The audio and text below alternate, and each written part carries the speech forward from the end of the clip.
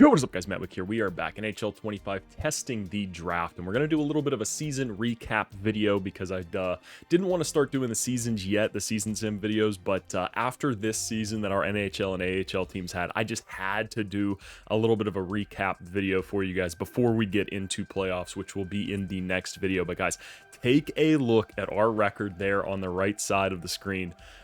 60 wins, 16 losses, 126 points.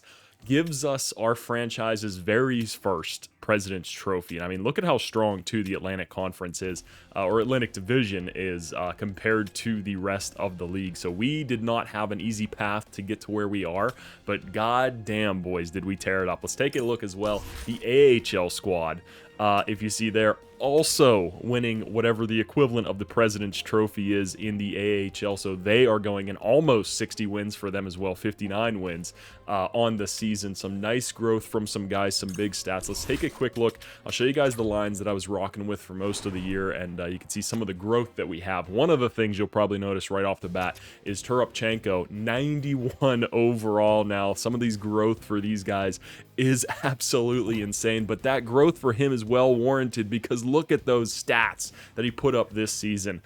He's always been a guy who I've noticed playing him in the bottom six because he is a power forward, winger. He wasn't someone I would want to put in the top six. But plus 49, 26 goals. He was always a guy who scored goals, so I figured, hey, why not? Let's give him a shot on that first line, and boy, did he not disappoint. Like I said, plus 49 is unreal. He shot the puck like crazy.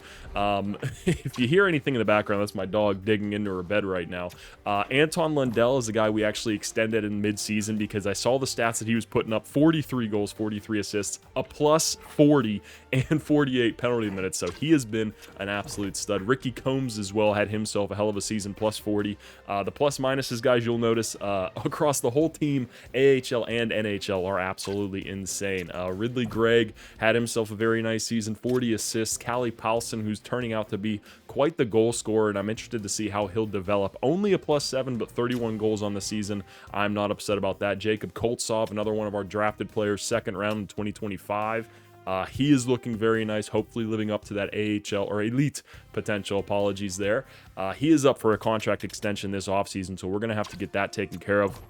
Callie Paulson, just like Ricky Combs, we got locked up long-term, 8 years, $8 million, which I was surprised it was such a cheap deal. He only wanted, I think, 5. I extended it out to 8, and then he wanted like 7.9 million, so I bumped it up to 8, gave him a full no-move clause as well for the later half of that contract, but he's the guy that we drafted, so he is going to be here for a very long time. Might come back to bite me down the road, but he's a guy, especially being one of our first top picks, he's a guy we definitely want to get locked up there, like I said, as well with Ricky Combs, who we have on a no trade clause, 7.7. So having these guys locked up on that low term is very nice. A big surprise kind of this season was 78 overall Stu Grimes. He was slated to play on the fourth line, moved him up after I saw how he was doing during the season, but 25 goals, 14 assists, and a plus 21 for the 78 overall. You can see last year in the AHL he had a dominant season which earned him a spot on this NHL roster, and boy, he did not disappoint. So it's going to be interesting to see how he grows, how much he grows from that. Jonathan Berggren's been a guy who's been a very solid third, fourth liner. He's probably going to be ending up playing fourth line next year after you see some of the guys in the AHL and how they've grown. Already have somebody in mind who's going to be playing in that third line slot.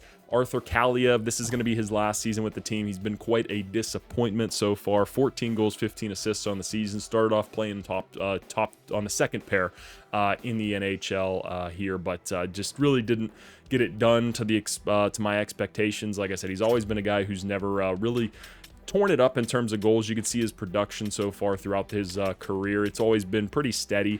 But it hasn't really broken through any ceilings that we've wanted to. And like I said, with Turupchenko, was just a guy that I needed to get those minutes. And then same thing with Koltsov. Had him transition or add on right wing. He was originally just a left winger, but I really wanted to get him up in that spot when we had Paulson and Gregg. So last year we were able to develop him over to the right wing. Don't really know if it makes a huge difference in terms of the sim, but it's always nice to see that right wing, left wing possibilities there. And then Brandon Saad was a guy we brought over mid-season. Just wanted to get Simon Edvinsson out of the team just because he wasn't playing. I'll show you the defense here in a second. You'll know why. But our rookie that we had called up gave him 20 games. He played well, so Edvinsson kind of found himself out of the team, and then he dropped from his medium elite potential to a top 4. So I just wanted to get him a new change of scenery. Brandon Saad's only here for 1 more year, so he'll be gone, so someone else can take that spot. Same thing with Connor Zary. I believe we got a trade offer, or I think I signed him in the free agency. He wanted a 2-way deal, $800,000. I said, hey, why not? We don't have any guys that are ready to come up just yet, so he'll be a nice stopgap for those next guys, but nothing that we're too tied to. And then our absolutely loaded defense, which is probably the reason why the plus minuses are so high. Thomas Harley, our Lord and Savior, exact franchise, 6 goals, 58 assists, and a plus 36 for him. Bachfist as well, who is a 93 overall now, which is absolutely insane. And all these guys with superstar abilities and X factors that they've developed over the last couple of years. But 15 goals, 52 assists, and a plus 39 for him. Dominant season. I wouldn't be surprised if one of these guys ends up winning the Norris, because these are unreal numbers. But you know, guys like Cale Makar or Quinn Hughes are probably putting up some even more unreal stats, probably close to 100-point seasons. But Keandre Miller there, very solid season, 10 goals, 43 assists, a plus 40. Philip Broberg had himself a nice season, not a ton of points, but plus 31. Same thing with Romanov here, plus 21. And then our rookie first-round pick from last year, Harold Galvin. I did try to switch him as well from a defensive defenseman to a 2-way. However, he just wasn't feeling it. And I also tried to switch him to a right D as well, so that way we could have some flexibility with him. But he said he did not feel comfortable playing that position, so it did not make the switch. Whereas a guy like Romanov, or no, who was it? Broberg. Yeah, Broberg, we were able to add on the left-right D, so that way I could have some more flexibility with him in the lineup. So we'll see how Galvin progresses. One of the other big changes we made in free agency in the offseason was we let go of our former goalie Peter Kochetkov to make room for Carter George, who is our drafted boy coming up. And as you can see, he had a phenomenal season. Goals against average, save percentage, 2 shutouts as well, 13 wins in his 19 games. Former second-round pick, so we'll continue to develop him. He's got very good athletic stats, so we'll probably look at that puck control a little bit more, get that rebound control and recover up a little bit higher. But Joel Blomqvist might win the Vezina this year. 47 wins, 8 shutouts, a 2.29 goals against, and a 9.21 save percentage. He had himself a phenomenal year as the starting goaltender here, so we're very happy to have him for the next couple of years while he's here. I have him locked up to a 1-year deal, not locked up, but I have him on a 1-year deal, so we'll see what he wants at the end of the season. I think Carter George, yeah, we have him on a 1-year too, so we might have to start paying our goalies, but we do have a lot of money to spend. In the AHL, like I showed, they also won the equivalent of the President's Trophy, so we add some new hardware to our trophy cabinet. I actually thought this was like our first year that we had won like major silverware, but I remembered that we had also made it to the Stanley Cup Finals, so we won that Eastern Conference trophy. And we also had the junior team, minor AHL team, won the Calder Cup last year. So we do add some more to that trophy cabinet. Adam Banak, who is probably going to be our third-line center next year, 29 goals and 42 assists. He's got some good stats. We're going to work on that defensive awareness in the offseason and get him ready to go. But I'm very excited to see what he'll do in the NHL. Kilpanen as well. He was someone that we picked up in free agency, so it's not like we're super tied to him, but 21 goals, 55 assists for him.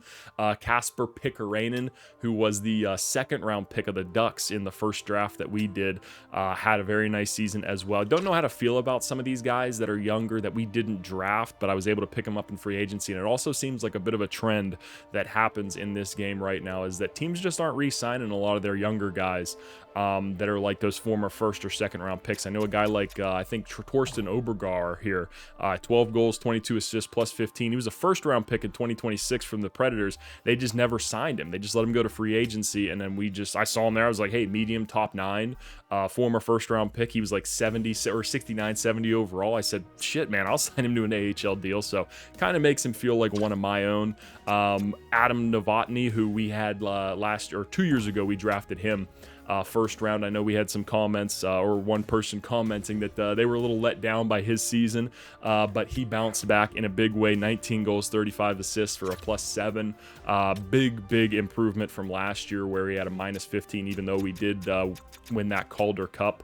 So it's good to see that out of him. Damian Bannister is a bit of a surprise coming out of nowhere for us right now. Right wing, left wing sniper, 7th round pick there in the very first draft that we did. 21 goals, 32 assists. He had 25 the year before that. So it's going to be interesting to see, can we get him developed up to maybe take that second line left wing spot from Ridley Gregg when he's ready, but he's already well on his way. 23 years of age, so hopefully he gets a nice development boost, but we will see.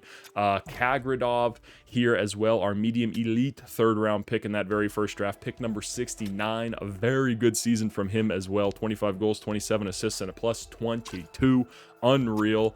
Pierce Barnett, this guy actually as well came out of nowhere. 3rd round pick in 2025, and he is a beast. 42 goals playing on the 3rd line. I think he was playing top power play minutes just because I saw him just tearing it up in terms of goals, so I tossed him up there. So we're going to see what happens with him, but as you can see, he's playing over in Europe, never put up massive numbers, comes over to the AHL and has a 42 goal season and plus 21. So it's going to be interesting to watch his development as well. Jackson Jacobson, hopefully he starts growing that overall pretty quickly. Center left wing, he'll be a nice guy that can contend for that 3rd line center spot, or maybe 2nd line, 3rd line left wing as well. 20 goals, 34 assists for him.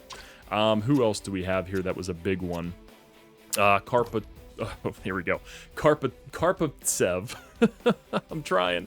66 overall only, but he put up a good season as well, so hopefully he gets some growth out of that. In terms of defense, we weren't even really stacked on defense with this team. I think it was all just mostly forwards, but not a lot of guys drafted by us, unfortunately. Bykov we have here, who had a good season, plus 22 defensive defenseman, and I think the only other drafted player by us is this guy, Korluk. So plus 27 for him as well, and 22 assists. You're not really going to complain about that. Volchenkov was another one of those guys that nobody signed. He was just there unsigned after being a 1st round pick. So I will take him if we can add some more pedigree to our roster. Kovalev, I believe, was the same thing. Unsigned 3rd round pick, offensive defenseman. I was like, why does nobody want this guy? 72 overall at 23 years of age. If he can make the jump, great. If not, whatever. We don't have a ton of defensive prospects at the moment.